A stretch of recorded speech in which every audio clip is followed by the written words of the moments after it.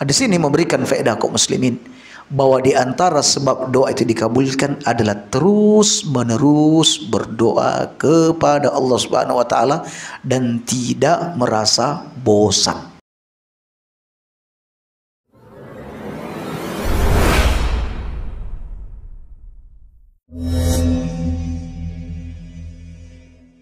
Assalamualaikum warahmatullahi wabarakatuh. Alhamdulillahi rabbil alamin. Wassalatu wassalamu ala asrafil anbiya'i wal mursalin wa ala alihi wa ashabihi ajma'in, amma ba'du. Alhamdulillah ala ni'matihi tatimmus salihat.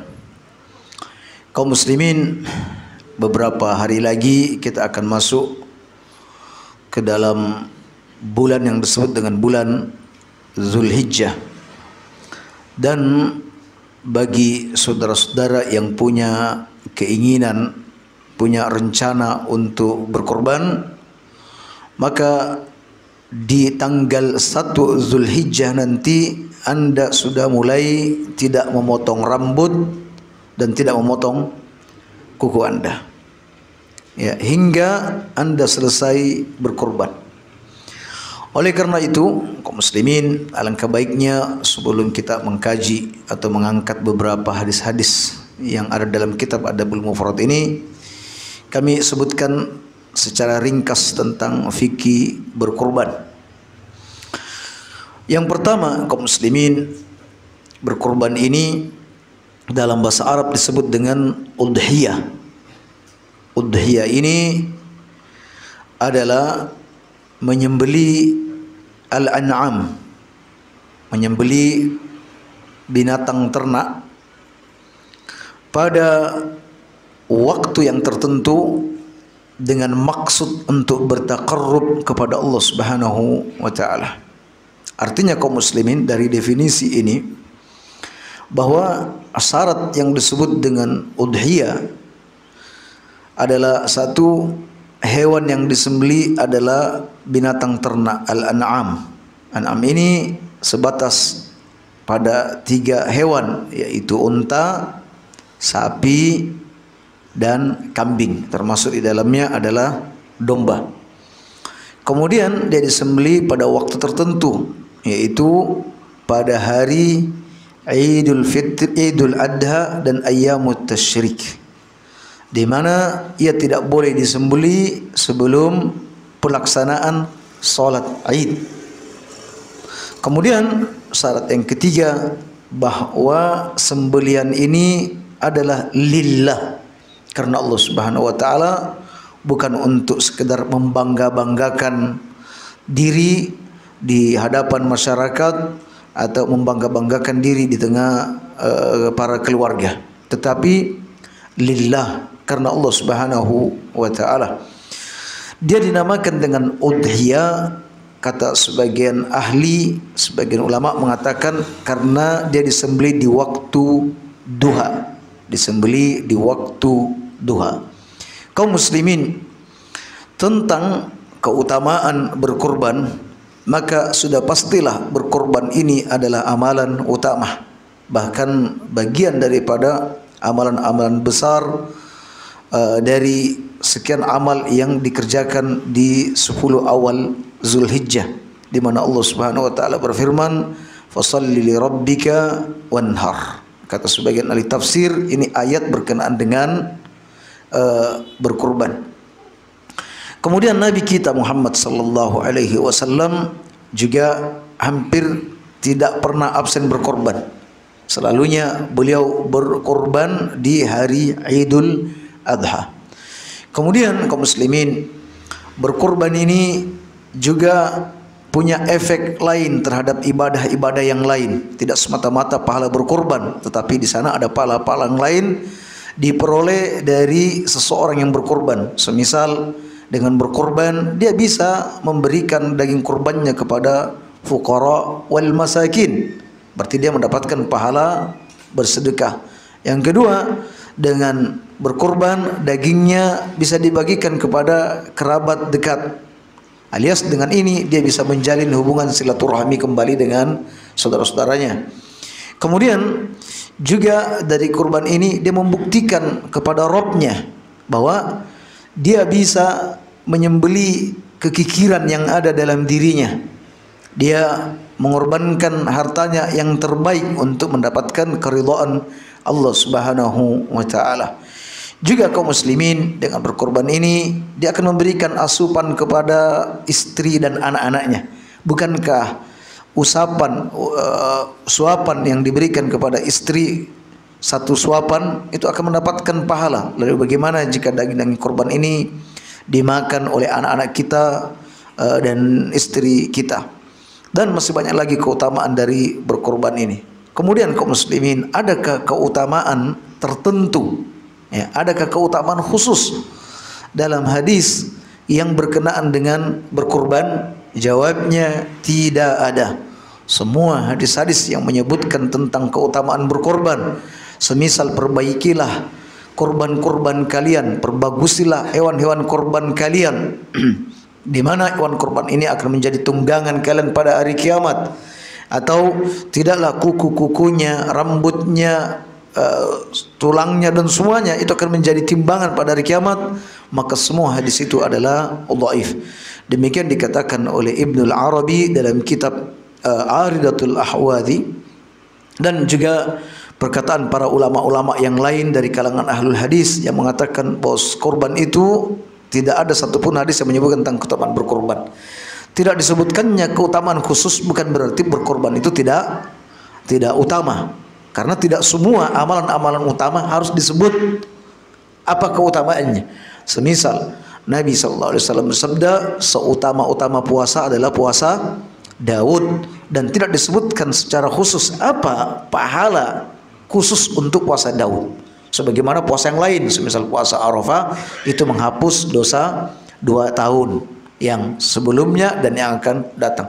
Untuk puasa Daud tidak disebutkan keutamaan khususnya. Sama dengan i'tikaf. I'tikaf ini amalan utama, termasuk di antara amalan utama di bulan Ramadan. Tetapi Nabi SAW tidak menyebutkan apa keutamaan khusus daripada i'tikaf itu. Nah, ini serupa dengan korban, serupa dengan berkorban. Baik, oleh karena itu apabila ada dai-dai, para ustadz, para kiai menyampaikan keutamaan-keutamaan terperinci tentang berkorban, abaikan saja karena hadis-hadisnya tidak sahih. Kemudian kaum muslimin, hewan, apa syarat-syarat daripada apa hukum daripada berkorban itu? Ulama berbeda pendapat tentang hukum berkorban. Sebagian mereka mengatakan wajib berdasarkan dengan firman Allah Subhanahu wa taala, "Fasholli li rabbika wanhar." Kata mereka di sini Allah merintahkan untuk berkorban. Namun sebagian ulama mengatakan maksud ayat ini, jika Anda salat, jika Anda menyembelih, maka peruntukkan karena Allah, bukan untuk berhala. Ada juga hadis yang mengatakan, barang siapa yang sudah mendapatkan kelonggaran rezeki lalu dia tidak berkorban, maka jangan sekali-kali dia mendekati musalla kami, tempat salat kami ini. Namun kata para ahli hadis, di antaranya Ibnu Hajar berkata bahwa ini hadis yang diriwayatkan oleh Abu Hurairah diperselisihkan oleh ulama antara kemauqufannya dan kemarfu'annya. Apakah ini sabda Nabi atau perkataan Abu Hurairah? Dan kata Ibnu Hajar bahwa hadis ini mauquf, yakni bukan ucapan Nabi, itu lebih mendekati kebenaran. Dengan demikian bahwa ini tidak sah jika dikatakan sebagai hadis Nabi sallallahu alaihi wasallam. Yang lain, bahwa Nabi bersabda bahwa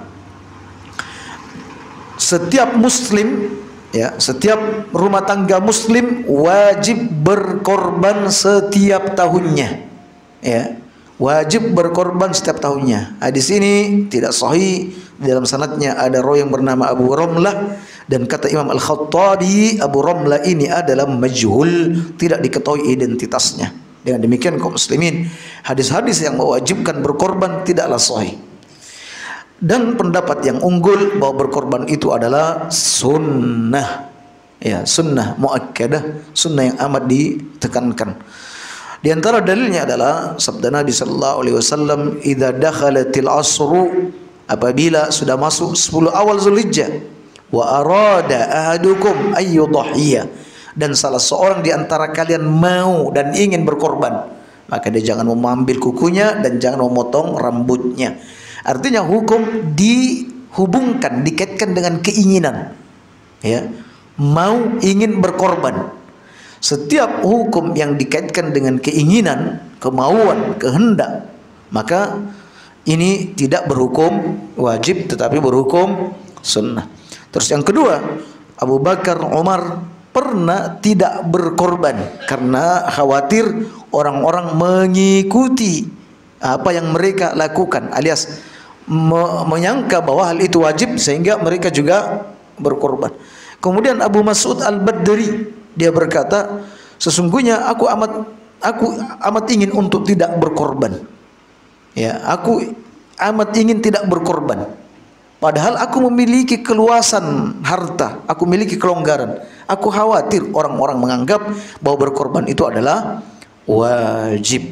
Demikian kaum muslimin, alias jika kita menelusuri perkataan-perkataan para sahabat, maka kita dapati mereka mengatakan bahwa berkorban itu adalah sunnah. Tidak berarti kaum muslimin ketika kita mengatakan berkorban itu adalah sunnah, maka antum sudah tidak begitu bersemangat lagi untuk berkorban. Ya, padahal istilah sunnah ini kaum muslimin adalah sesuatu yang utama, adalah ketika anda melakukannya maka anda telah mendapatkan bagian kebaikan yang besar. Sama ketika kita mengatakan sutrah itu sunnah, kata mayoritas ulama. Sebagian mengatakan wajib di saat sholat. Ya. Ada sebagian kaum muslimin ketika mengetahui hukumnya sunnah malah ditinggal. Seolah-olah kalau sesuatu itu sudah sunnah, tinggalkan saja. Padahal meskipun hukumnya sunnah yang ditekankan, kalau itu benar, padahal pendapat yang benar adalah wajib, maka seseorang begitu antusias untuk mengamalkan hal ini, yaitu tidak sholat kecuali menghadap sutrah. Mengingat Nabi SAW bersabda, jangan sholat kecuali menghadap sutrah. Ada larangan. Dalam hadis yang lain, sallu ila sutrah, sholatlah menghadap sutrah. Jadi ada perintah dan ada larangan. Oleh karena itu tidak patut bagi seorang muslim ketika sholat lalu meninggalkan sutrah ini. Nah, baik kaum muslimin, jadi hukumnya adalah sunnah, tidak wajib. Kemudian apa syarat dari berkurban ini? Kaum muslimin, ada syarat yang berkaitan dengan hewan korbannya. Berkaitan dengan hewan korbannya. Untuk hewan korbannya, jenis hewannya kaum muslimin itu hanya 3, yaitu unta, sapi, dan kambing. Atau termasuk di dalamnya adalah domba. Adapun selain itu, yang mengatakan bahwa boleh berkorban dengan ayam, sebagaimana asar yang dicantumkan dalam kitab Al-Muhalla oleh Ibnu Hazm, mengatakan bahwa boleh. Bilal berkata, aku tidak peduli meskipun berkorban dengan ayam. Maka kaum muslimin, asar ini diperselisihkan, apakah ini perkataan Bilal atau perkataan orang yang meriwayatkan dari Bilal. Lagi pula Nabi SAW mengatakan tidak boleh berkorban untuk hewan yang usianya kurang dari saniyah. Ya, akan kita sebutkan nanti hewan-hewan korban. Tidak boleh berkorban untuk domba kurang 6 bulan. Ya, tidak boleh. Artinya kaum muslimin, kalau Nabi sudah membatasi usia, lalu kita katakan boleh ayam, meskipun ayam, terus apa makna dari pembatasan usia ini? Ya, kalau ternyata ayam juga boleh, berarti kalau ayam boleh, mestinya kambing 1 bulan juga boleh, kambing 2 bulan juga boleh, karena secara daging, secara dia lebih bermanfaat. Begitu juga sapi, tidak boleh kurang dari 2 tahun. Ya, kalau boleh ayam, ngapain sapi tidak boleh kurang dari 2 tahun? 1 tahun juga sudah bisa untuk disembeli. Dengan demikian, karena Nabi tidak pernah menyembeli ayam dan para sahabat juga tidak ada yang pernah menyembeli ayam, ya, pada prakteknya tidak ada yang melakukan hal itu, maka kaum muslimin mengatakan bahwa boleh menyembeli ayam untuk kurban ini menyelisihi ijma' atau menyelisihi jumhur ulama. Baik kaum muslimin, itu sisi hewan. Adapun umur, maka Nabi sallallahu alaihi wasallam bersabda, la tazbahu illa musinnah. Jangan berkorban kecuali usianya sudah musinnah. Ya, usia musinnah itu kaum muslimin untuk kambing kacang 1 tahun, untuk sapi 2 tahun, untuk onta 5 tahun. Kurang dari itu tidak boleh. Ya, kurang dari itu tidak boleh. Umurnya tidak sah. Kemudian jika Anda kesulitan, kata Nabi, kalau Anda kesulitan ya tidak mendapatkan kambing kacang yang 1 tahun, maka Anda bisa beralih pada domba yang umur jaza'ah. Kata ulama, jaza'ah itu 6 bulan. Ada yang mengatakan 8 bulan, ada yang mengatakan 1 tahun. Yang benar 6 bulan. Ya, jadi kalau kesulitan dapat kambing kacang 1 tahun, ya tidak mengapa berpindah ke domba yang minimal usianya 6 bulan. Kaum muslimin, kata Imam Nawawi, kalau melihat hadis-hadis yang lain, maka di sana kita dapati bahwa boleh berkorban domba usia 6 bulan meskipun kita tidak kesulitan mendapatkan kambing kacang yang 1 tahun. Jadi longgar atau tidak longgar itu menjadi pilihan utama, ya. Langsung memilih kambing atau domba umur 6 bulan tidak jadi soal. Adapun sabda Nabi yang menganjurkan untuk tidak menyembeli kecuali tidak mendapati kambing kacang 1 tahun, ini hanya bersifat anjuran. Sebaiknya kambing yang 1 tahun. Tapi kalau mau juga domba 6 bulan, maka tidak mengapa. Kami sempat bertanya kepada bakul kambing, ya, yang biasa jual kambing, domba umur 6 bulan itu kira-kira berapa harganya? Ya, ada bakul kambing bilang 700, ada yang bilang 1 juta. Artinya kaum muslimin, kalau antum sudah memiliki harga atau uang nilai-nilai 700 atau 1 juta, sebenarnya antum sudah bisa berkorban.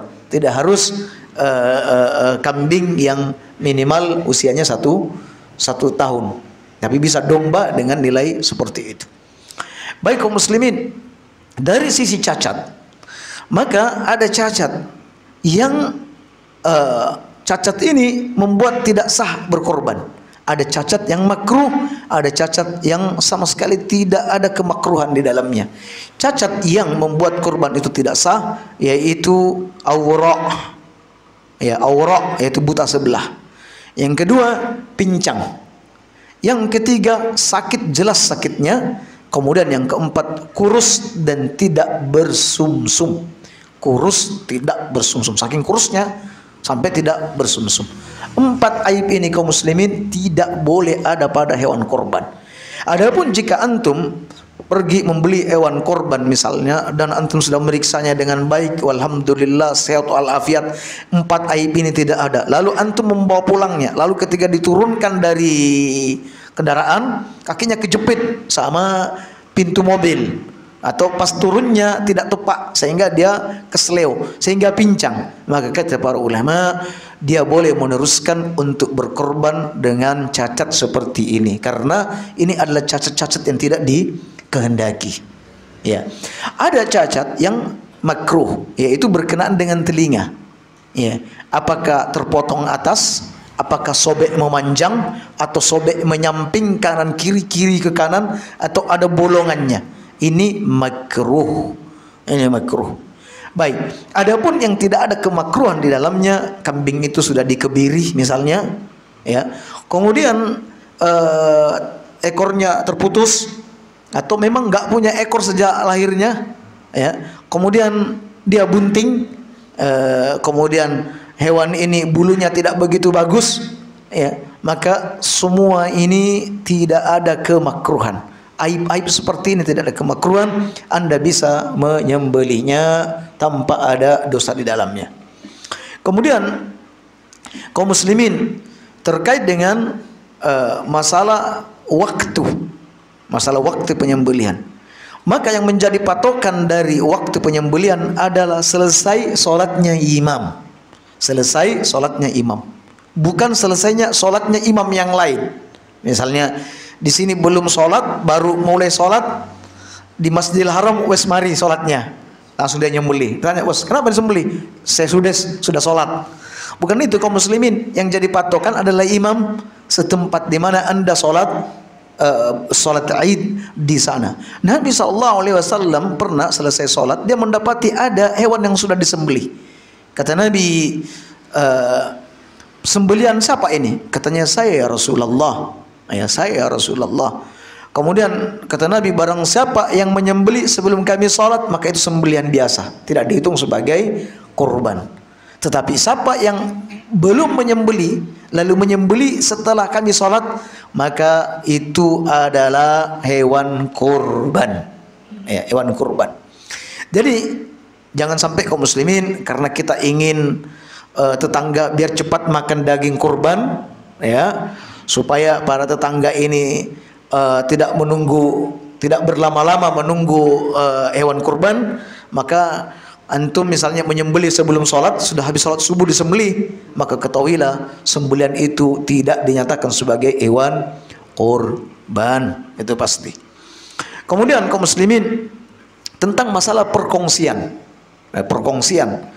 maka ketahuilah kita hanya bisa berkongsi patungan untuk sapi dan unta. Untuk sapi bisa patungan untuk 7 orang, 7 keluarga yang berbeda, 7 rumah yang berbeda. Adapun untuk kambing, maka tidak ada patungan di dalamnya, tidak ada patungan, ya. Jadi tidak boleh istri punya uang 1 juta, suami punya uang 1 juta lalu patungan. Katanya, Mas, mari kita kongsian untuk beli kambing. Saya 1 juta sampai 1 juta. Karena masalahnya kambing yang di brosur di Masjid Al-Furqon ini 2 juta katanya. Sampai 1 juta, 1 juta. Atau, Dek, aku punya uang 1.500.000. Sampai mau enggak kongsian dengan saya beli korban? Kasih saya 500. Oke, tidak boleh kaum muslimin. Ya, tidak boleh. Pemilik korban cuma 1 dan dia bisa menyertakan pahala kerabat kepada kerabat-kerabatnya, bisa menyertakan pahala untuk kerabat-kerabatnya. Jadi cara yang benar, kalau suami cuma punya uang 1.500.000, maka istri menghadiahkan, berkata, Mas, ini kan sampean mau korban, nggak punya uang, nggak lengkap uangnya, ini uang 500.000 tak hadiahkan sama sampean, ambil, tak hibahkan sama sampean, ambil. Lalu suami menerima itu lalu membelikan kambing. Kalau ini tidak kongsian, bukan kongsian namanya, ya. Jadi kongsian itu ya seperti ketika kita patungan untuk beli sapi, ini uang Anda, ini uang Anda, ini uang Anda, lalu sama-sama beli sapi, itu kongsian, itu boleh. Tapi kalau kambing tidak diperbolehkan.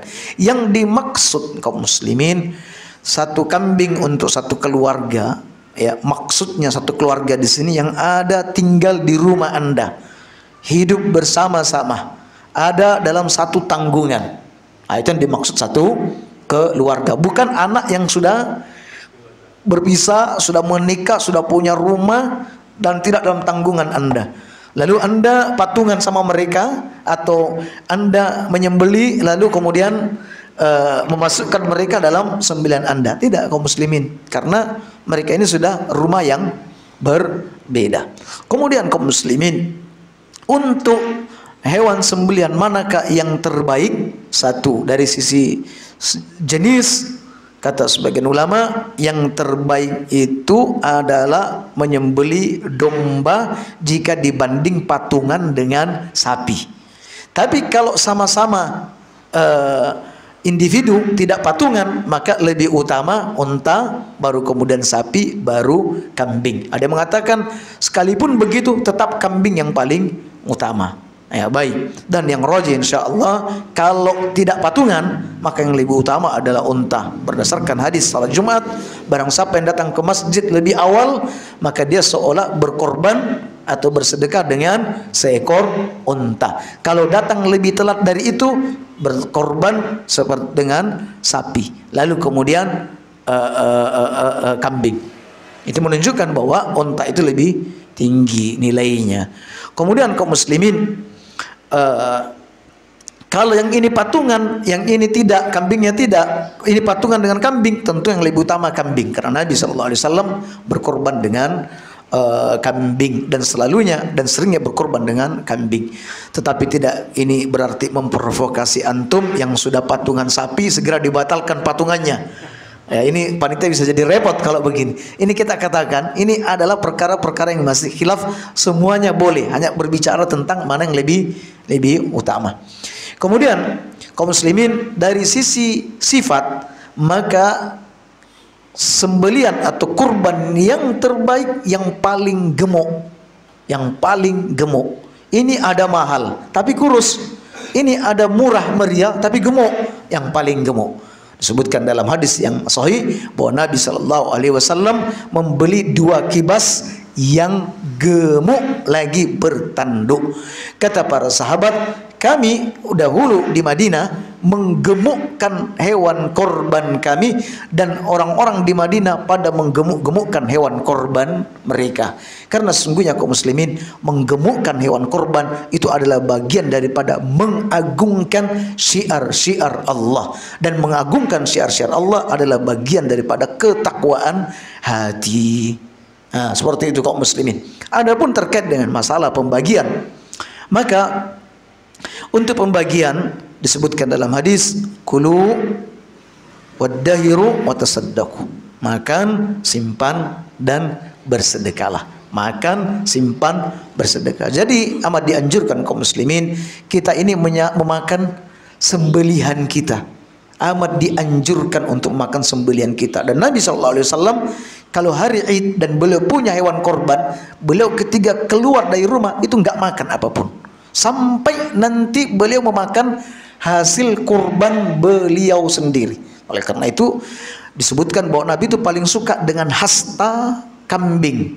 Hasta kambing. Hasta kambing itu adalah dua paha depannya.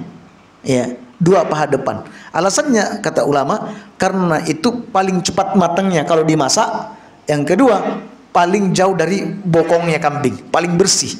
Ya, karena dia ada di bagian terdepan. Nah, demikian kaum muslimin. Jadi dalam pembagian ini kaum muslimin, Anda tidak harus sepertiga dimakan, sepertiga dibagi, sepertiga disimpan. Tidak harus kaum muslimin. Karena hadis ini tidak memaksudkan demikian. Artinya ini cara mendistribusikannya.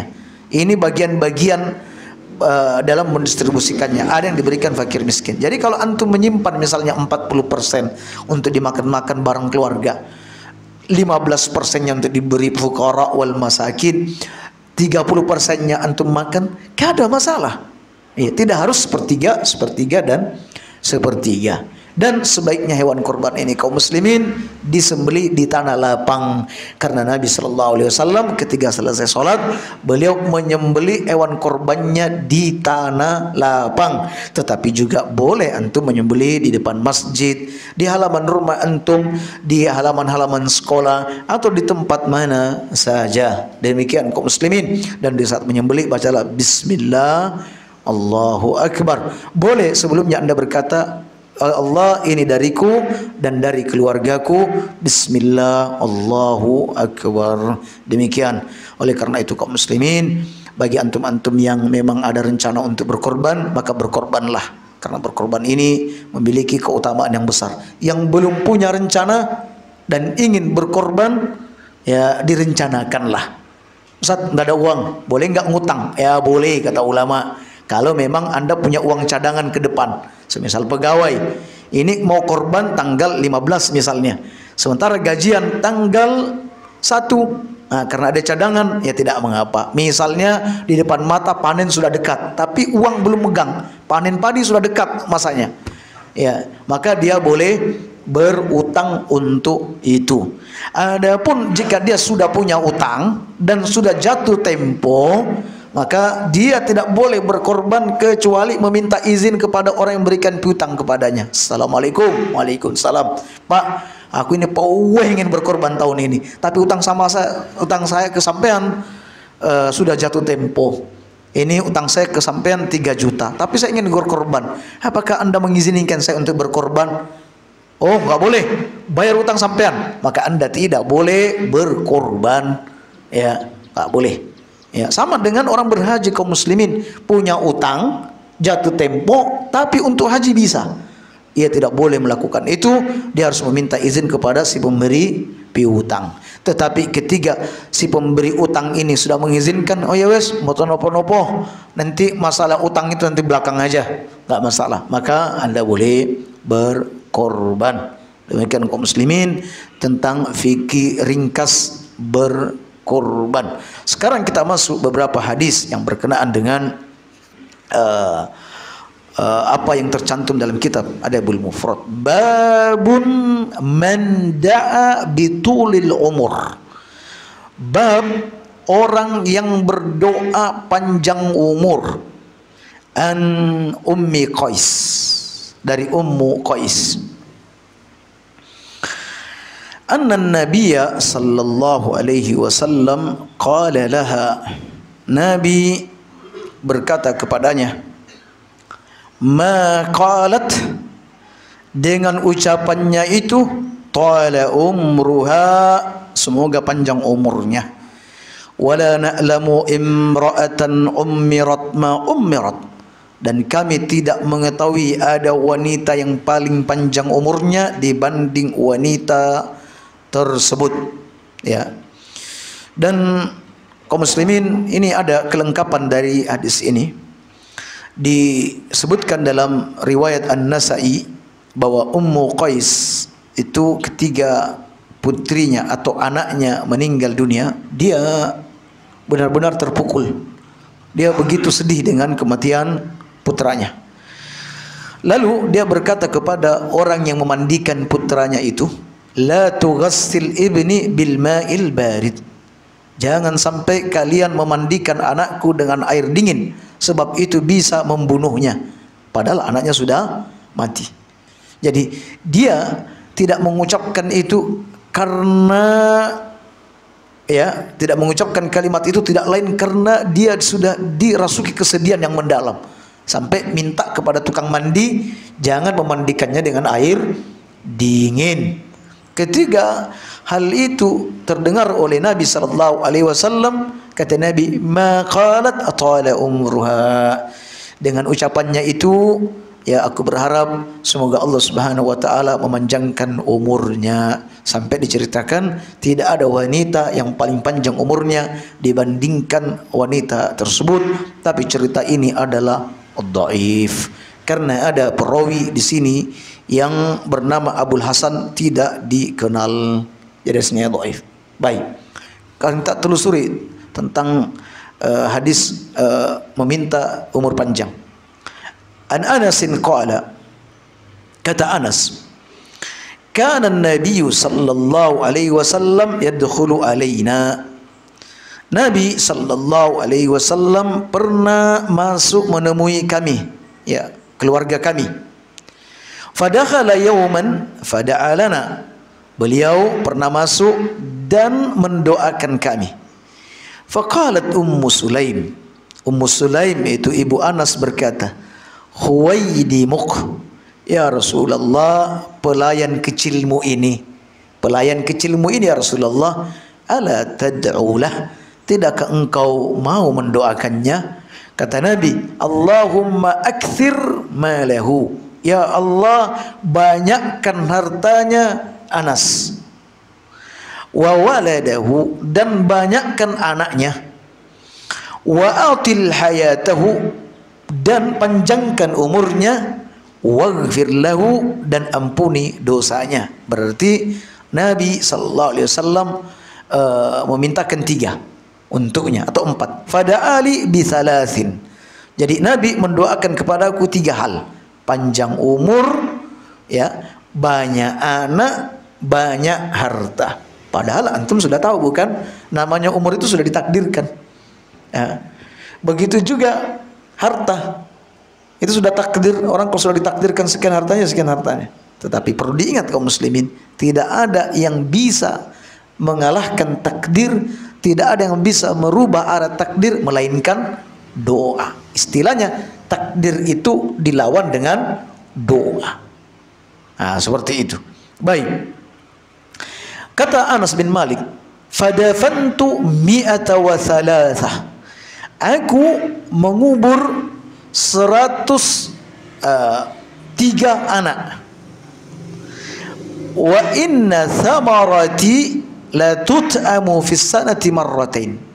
Dan sesungguhnya buah, yaitu hasil ladangku, itu panen 2 kali dalam setahun. Ini korma maksudnya. Wa talat hayati, umurku memanjang, hatta astahyaitu minan nas, hingga aku malu sama orang-orang, ya, karena panjangnya umurku.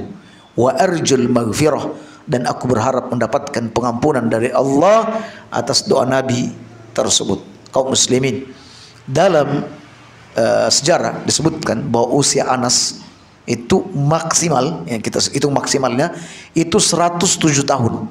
Minimal umur beliau 99 tahun. Oh ya, panjang umur betul. 99 tahun. Ya, Nabi kita wafatnya 63 tahun. Abu Bakar wafatnya 63 tahun. Umar juga antara 63 sampai 64 tahun. Ini Anas memanjang sampai 99 tahun. Ada yang mengatakan 107 tahun. Kemudian kaum muslimin, pernah terjadi taun tahun 96 Hijriah, ya, sebuah wabah yang menimpa kaum muslimin, di mana dalam 3 hari itu mewafatkan 70.000 orang. Dalam 3 hari tahun itu 30.000 orang yang meninggal. Dan diberitakan bahwa dari 70.000 orang itu 80 anak Anas yang wafat pada peristiwa itu. 80 anaknya Anas wafat dalam peristiwa itu. Anaknya Anas berarti banyak. Baik. Dalam riwayat yang lain kata Anas, anakku Aminah mengabarkan kepadaku bahwa anakku dari tulang sulbiku itu dikubur di hari datangnya Hajjaj ke Busra, ya, pada tahun 75 Hijriah, itu sebanyak 120 orang. Jadi anaknya Anas ini dari tulang sulbinya, ada yang mengatakan 80, ada yang mengatakan 100 lebih. Ya, 100 lebih, bukan cucunya, anaknya, bukan cucu. Adapun istrinya dalam sejarah tercatat ada 4. Dalam sejarah berarti pabriknya ini ada lumayan banyak, berarti satu istri mungkin sekitar 10 atau 15 mungkin. Tapi dalam yang tercatat 4, mungkin yang tidak tercatat lebih daripada itu, berkat doa Nabi. Adapun tentang hartanya, kekayaannya, maka sesungguhnya Anas termasuk salah seorang kaya atau seorang tajir yang ada di kota Madinah. Jadi doa Nabi ini terkabulkan semuanya. Kata Anas, yang aku nanti adalah pengampunan dari Allah Subhanahu wa taala. Artinya apa kaum muslimin? Ini mematahkan pendapat orang-orang yang punya pemikiran ala Jabariyah. Ya. Mereka mengatakan, ngapain saya berdoa? Semua sudah ditakdirkan. Ya, ngapain saya berdoa, minta panjang umur, minta kesehatan, minta ini, minta itu, semua sudah ditakdirkan. Nah, ini pemikiran yang keliru lagi menyimpang, di mana Nabi SAW adalah makhluk yang paling paham tentang takdir. Ya, namun jika kita melihat doa-doa Nabi, maka kita akan dapati banyak permintaan-permintaan Nabi yang berkaitan dengan kebaikan dunia, kebaikan akhirat, juga minta diberi kesehatan dan lain sebagainya. Seandainya sudah ditakdirkan semuanya, ngapain Nabi berdoa? Ketika di perang Badar, Nabi SAW di saat semua orang pada tidur, Nabi salat malam seorang diri lalu meminta kepada Allah Subhanahu wa taala agar diberikan kemenangan. Ya. Jadi seperti itu kaum muslimin terkait dengan masalah doa panjang umur, alias bahwa hal itu boleh. Tetapi sekali lagi tidak ada arti daripada meminta panjang umur jika ternyata umur yang panjang tersebut kita manfaatkan pada hal-hal yang tidak berfaedah, apalagi pada hal-hal yang berkaitan dengan kemaksiatan. Ya, jadi habiskan umur-umur antum ini pada jalan-jalan kebaikan. Kemudian bab berikutnya, bab man qala yustajabu lil abdi ma lam ya'jal. Bab orang yang berkata akan dikabulkan doa seorang hamba selama ia tidak terburu-buru, asal tidak kesusu. An-Zuhri qala akhbarani Ibnu Ubaid maula Abdurrahman wa kana minal qurra wa ahli al-fiqh. Jadi di sini Az-Zuhri berkata, saya dapat informasi dari Ubaid, mantan budaknya Abdurrahman. Dan Ubaid ini ahli qurra, ahli Quran, hafal Quran, pandai baca, ya, akurat bacaannya. Dan wa ahlul fiqh, dan ahli fikih. Seolah kaum muslimin di sini Imam Az-Zuhri hendak mengabarkan kepada kita bahwa pada diri seseorang itu mestinya terkumpul hal-hal seperti ini. Dia seorang ahli Quran dan juga ahli fikih. Sebab ada orang yang cuma qurra, ahli Quran, enak bacaannya, ya, akurat dalam membaca, hafalannya banyak, tapi dia tidak mengerti fikih sama sekali. Urusan atau fikih solatnya saja amburadul.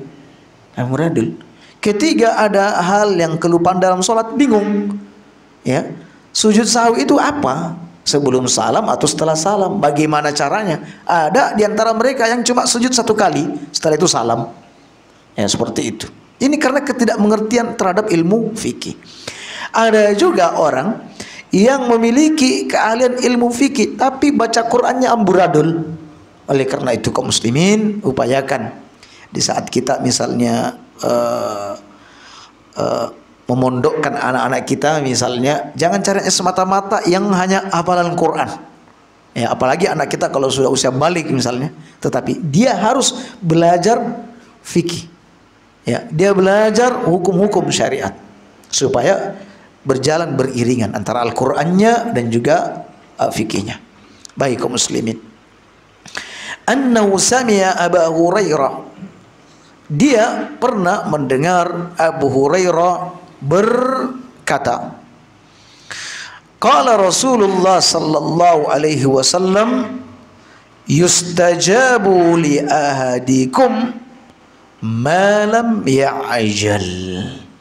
Doa kalian itu mustajab, dipenuhi oleh Allah Subhanahu wa taala dan senantiasa dikabulkan selagi dia tidak tergesa-gesa. Yaqulu, di mana dia berkata, da'autu falam yastajib li, aku sudah berdoa tapi Allah juga belum mengabulkan doaku. Omongan begini kaum muslimin, omongan kayak ini, ya, ini bagian daripada isti'jal. Ya, ada orang ditanya, "Mas, sudah berapa tahun berumah tangga?" 10 tahun. Belum punya keturunan? Belum. Ya iku Mas, aku bolak-balik berdoa, tapi belum dikabulkan oleh Allah. Ini namanya isti'jal, tergesa-gesa dalam urusan berdoa. Dalam riwayat Abu Hurairah, ya, dikabulkan doa salah seorang di antara kalian. Artinya kaum muslimin, siapapun di antara kita berdoa ini sudah dikabulkan oleh Allah Subhanahu wa taala. Ya, sudah dikabulkan. Ya, tetapi pengabulan ini terputus disebabkan karena beberapa hal. Nah, jadi kalau Anda ini berdoa, Allah sudah kabulkan. Bentuk pengabulannya bermacam-macam. Satu, permintaan Anda ini itu disimpan oleh Allah Subhanahu wa taala. Karena Allah lebih tahu apa yang bermanfaat untuk Anda. Ya. Karena kita ini kaum muslimin tidak tahu apa yang bermaslahat untuk kita. Pikiran kita ini baik untuk kita, belum tentu baik. Ya, makanya disebutkan dalam ayat Al-Qur'an, wa asa an tuhibbu syai'an, boleh jadi kalian menyukai sesuatu, wa huwa syarrul lakum, tapi itu buruk bagi kalian. Nah, kadang kaum muslimin, permintaan-permintaan kita ini, yang kita minta ini kita sangka semuanya baik. Tetapi Allah lebih tahu ini baik atau tidak baik. Sehingga ketiga itu ditahan dari Anda. Anda tidak boleh berburuk sangka kepada Allah Subhanahu wa taala. Misalnya, Anda meminta untuk diberikan mobil. Misal berdoa, beri aku mobil ya Allah, beri aku mobil. Allah tahu orang ini kalau diberi mobil setiap hari Ahad ada di Pantai Merah, nggak ada lagi di majelis ilmu. Lalu Allah tidak memberikan sesuai dengan permintaannya, karena Allah lebih tahu mana yang terbaik untuk dia. Baik. Kemudian kaum muslimin, jadi pahalanya disimpankan di akhirat. Kelak dia akan menemuinya, dan itu paling dia butuhkan nanti. Yang kedua, dia dipalingkan dari mara bahaya yang senilai dengan permintaan dia. Allah sudah memalingkan dia dari mara bahaya yang mestinya dia terkena mara bahaya, tapi karena doanya ya meminta sesuatu, ya sudah, dia diselamatkan dari mara bahaya. Ya, atau yang ketiga kaum muslimin, dia diberikan sesuai dengan permintaan dia. Tapi ingat kaum muslimin, di saat kita berdoalah, karena itu bagian daripada ibadah. Doa ibadah. Kata Umar, aku tidak peduli dengan dikabulkannya doa. Enggak terlalu peduli aku dengan dikabulkannya doa. Tetapi yang aku pedulikan adalah keinginan untuk berdoa. Sebab kalau orang sudah berdoa, maka akan disertakan dengan pengabulan. Yang repot ini kaum muslimin, orang tidak mau berdoa. Oleh karena itu jangan tergesa-gesa. Kata Nabi, yustajabu li ahadikum, doa-doa kalian itu diijabahi selagi ya malam yad'u bi ismin, selagi dia tidak berdoa yang mengandung dosa. Ya, selagi tidak mengandung dosa. Ya Allah, karuniakan aku rezeki yang banyak supaya saya bisa mengundang artis ini dan artis itu di kampung halaman saya. Nah, ini mengandung dosa. Ngapain dia ngundang artis? Ya, artis ibu kota. Ya. Jadi mengandung dosa, pokoknya mengandung dosa. Kemudian au qati'ati rahimin, atau mengandung pemutusan tali silaturahim. Ya, dia berkata, ya Allah, ini masku, ini adikku kok mau nyaingi usaha aku. Oleh karena itu bangkrutkan usahanya dengan sebangkrut-bangkrutnya. Wah, ini sama dengan memutuskan hubungan tali silaturahim dan juga mengandung dosa. Yang kedua, au yasta'jil, tidak tergesa-gesa. Di mana ketika dia berkata, da'autu fala ara yastajibuli, aku sudah berdoa tetapi tidak dikabulkan oleh Allah Subhanahu wa taala, fayada'ud du'a, hingga akhirnya dia meninggalkan doa. Ya. Jadi harus disadari kaum muslimin, ya, sadari bahwa berdoa ini adalah ibadah. Sadari itu. Di setiap kali Anda berkata ya Allah, Anda sudah dapat pahala. Wes. Anda sudah dapatkan pahala. Dan sudah pasti dikabulkan. Ya, dengan salah satu bentuk yang kami sebutkan tadi. Tapi ketika Anda sudah berdoa mengandung dosa dan lain sebagainya, maka Allah Subhanahu wa taala tidak akan mengabulkan doa itu. Jadi kaum muslimin, hadis ini faedah yang bisa kita ambil bahwa kita disyariatkan untuk memperbanyak berdoa dan tidak boleh merasa bosan. Ya, karena bosan itu kadang datang karena sudah sekian lama berdoa, permintaannya tidak kunjung dikabulkan. Mana kita dibanding dengan Zakaria yang nanti permintaannya di masa tuanya baru dikabulkan. Ketiga, rambut sudah pada memutih, kemudian istri sudah mandul, kemudian Zakaria sudah mulai membungkuk badannya, baru Allah kabulkan permintaannya dengan mengkaruniai anak yang bernama Yahya. Mana kita dengan Nabi sallallahu alaihi wasallam? Di mana kita dibanding Nabi sallallahu alaihi wasallam? Ketika Nabi awal-awal berdakwah, ketika itu beliau lagi sedang salat di sisi Ka'bah. Lalu orang-orang tokoh-tokoh Quraisy mengolok-olok Nabi. Di situ ada Abu Jahal, ada Utbah bin Rabi'ah. Lalu Abu Jahal berkata, siapa di antara kalian yang mau meletakkan jeroan onta di tubuhnya Muhammad ini? Lalu ada seorang pun datang membawa jeroan unta. lalu meletakkan jeruan itu di atas punggung Nabi sallallahu alaihi wasallam. Abdullah bin Mas'ud yang menyaksikan itu berkata, aku tidak memiliki kekuatan untuk mencegah perbuatan mereka. Hingga kemudian Fatimah datang lalu menurunkan jeruan tersebut dari pundak Nabi sallallahu alaihi wasallam. Selesai Nabi sholat, Nabi mulai berdoa dan berkata, Allahumma alaika bi Quraisy, Allahumma alaika bi Abi Jahlin. Ya, jadi Nabi mendoakan keburukan. Ya Allah, balaslah si Abu Jahal ini. Ya Allah, alaika bi Rabi'ah, bi Utbah bin Rabi'ah. Ada 7 orang yang disebutkan oleh Nabi sallallahu alaihi wasallam. Dan kaum muslimin, apa Anda pikir bahwa setelah Nabi berdoa sehari 2 hari setelah itu 7 orang ini dibinasakan semua? Enggak. Enggak kaum muslimin. Nabi terus menjalani hidup beliau di sana di Mekah selama 13 tahun. Setelah itu Nabi hijrah ke Madinah. Setelah itu barulah ada pertempuran secara resmi, yaitu perang Badar. Pertempuran Badar. Dan pada pertempuran Badar itu kaum muslimin barulah Allah mengabulkan permintaan siapa? Permintaan Nabi kita Muhammad sallallahu alaihi wasallam sesuai dengan permintaannya. Barulah 7 orang yang disebut Nabi dalam doa ini semuanya mati di pertempuran Badar. Termasuk diantaranya Abu Jahal. 13 tahun lebih kaum muslimin baru kemudian Allah wujudkan permohonan Nabi sallallahu alaihi wasallam. Kita ini baru 2 hari nggak dikabulkan. Ya, misalnya kita yang lagi sakit ini, ya Allah sembuhkan, ya Allah sembuhkan. Sudah 2 hari kok nggak sembuh-sembuh. Padahal saya sudah minta.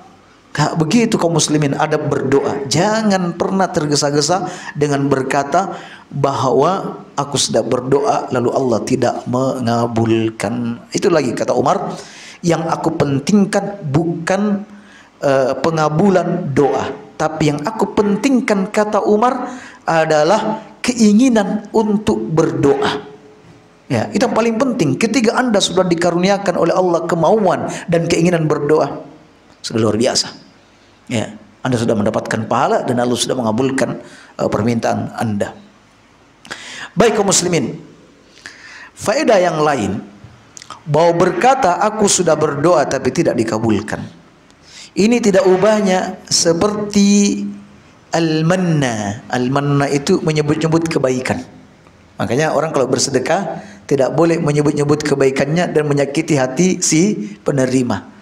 Jadi orang ini menyebut-nyebut jasanya dan kebaikannya. Wes aku bolak-balik meminta kepada Allah, tak rendah-rendah no diri, tak dungok-dungok no, tak melas-melas, tapi kok nggak dikabulkan. Ini namanya al-manna, yaitu menceritakan kebaikannya. Apalagi dia bercerita kepada, mengeluh di hadapan Allah Subhanahu wa taala.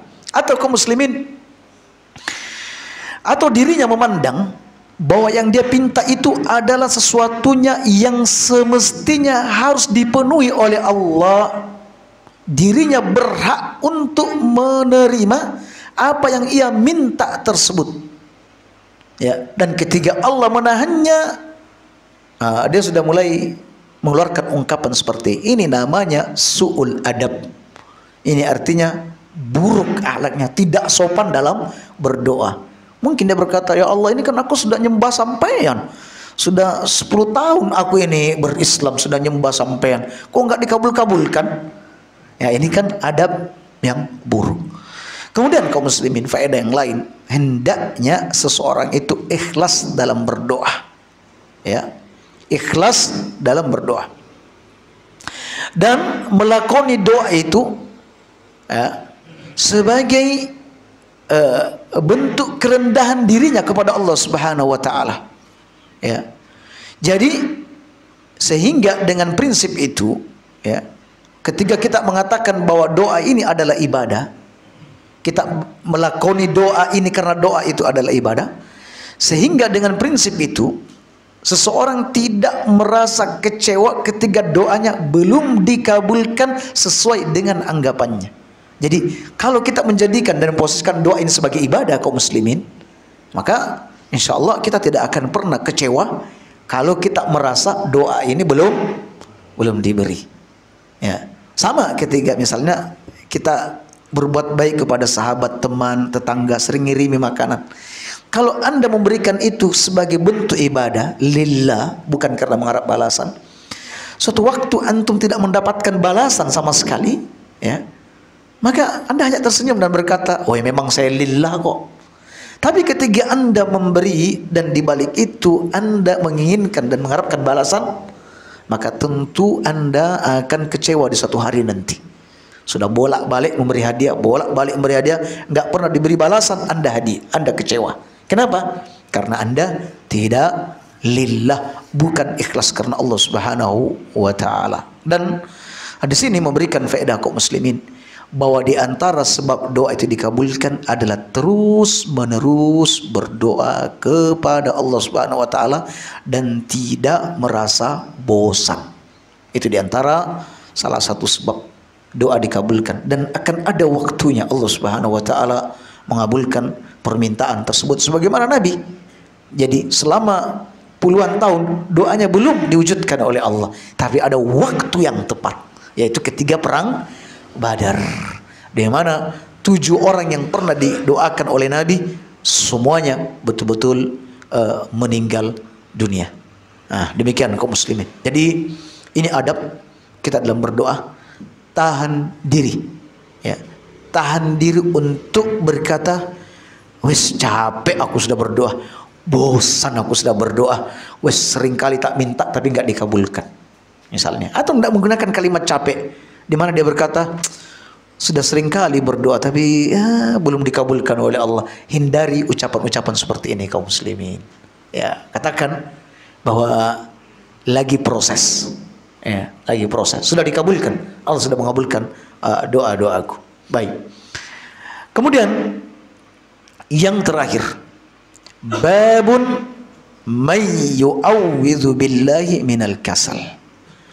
Bab orang yang berlindung kepada Allah dari sifat malas. An Amr bin Shu'aib, dari Amr bin Shu'aib, an abihi an jaddihi qala sami'tu an-nabiyya sallallahu alaihi wasallam yaqul Allahumma inni a'udzubika minal kasal. Ya Allah, aku berlindung kepadamu dari sifat malas. Malas itu kaum muslimin, kasal itu adalah terluputnya seseorang melakukan kebaikan padahal dia sanggup untuk melakukannya, tapi karena lemahnya kemauan sehingga hal itu tidak terjadi. Beda dengan al-ajz, ya. Ajz itu adalah dia terluput kebaikan yang dia ingin lakukan tetapi terhalang karena kondisi fisik. Itu namanya ajz. Dan Nabi meminta kepada Allah dihindari, dijauhkan dari dua hal ini, kasal wal ajz. Ya, malas dan lemah. Ya, malas dan lemah. Tapi di sini hanya menyebut kasal saja. Kemudian wal maghram, aku berlindung kepadamu ya Allah dari belitan hutang. Bukan berlindung dari berutang. Berutang ini adalah mubah hukumnya, ya, mubah, boleh-boleh saja. Tetapi yang Nabi berlindung darinya belitan utang. Yani dia berutang lalu tidak sanggup untuk bayarnya. Dia terlilit utang. Ya, dan tentu Nabi SAW meminta ini ada maksud. Pernah ada sahabat bertanya, ya Rasulullah, ma akthar ma tasta'izu billah, ma aktsaru ma tasta'izu ya Rasulullah minal maghram. Alangkah seringnya engkau berdoa meminta perlindungan dari terbelit utang. Apa kata Nabi? Innar rajula idza gharima, orang itu kalau berutang, haddatsa fakadzaba, kalau ngomong biasanya dusta, sering dusta. Wa wa'ada, kalau berjanji fa akhlafa, dia akan mengingkari janji. Seringnya gitu kaum muslimin kalau sudah terlilit utang. Ditagih, Pak, mana? Bayar. Oh, waduh, afwan.